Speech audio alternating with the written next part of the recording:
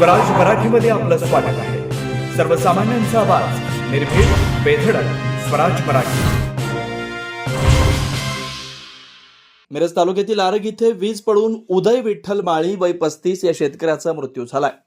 ही घटना येथील अशोकनगर परिसरात मंगळवारी सायंकाळी घडली. दरम्यान खटाव तालुका मिरज येथेही वीज पडून एका म्हशीचा मृत्यू झालाय. वसंत नाईक यांची म्हैस होती. सांगली शहरासह जिल्ह्याच्या काही भागात विजेचा कडकडाट, ढगांचा गडगडाट आणि जोरदार वाऱ्यासह मंगळवारी सायंकाळी पावसानं हजेरी लावली. त्यामुळे उकाड्यानं हैराण झालेल्या नागरिकांना दिलासा मिळाला. वाऱ्यामुळे काही ठिकाणी झाडांच्या फांद्या विजेच्या तारांवर पडल्यानं वीज पुरवठा खंडित झाला होता. मिरज पूर्व भाग, तासगाव, पलूस तालुक्यात अनेक ठिकाणी गारा पडल्या. दरम्यान मिरज तालुक्यातील आरग इथं वीज पडून शेतकरी उदय विठ्ठल माळी वय 35 या शेतकऱ्याचा मृत्यू झालाय. सायंकाळी 5 वाजता कामानिमित्त उदय माळी गेले होते. सायंकाळी 6 नंतर प्रचंड विजेचा कडकडाट, ढगांचा गडगडाट आणि जोरदार वाऱ्यासह पावसानं हजेरी लावली. यावेळी वीज शेतात पडून शेतातील शेतकरी उदय माळी यांचा मृत्यू झाला. उदय माळी यांच्या पश्चात पत्नी, भाऊ, वडील, मुले असा परिवार आहे.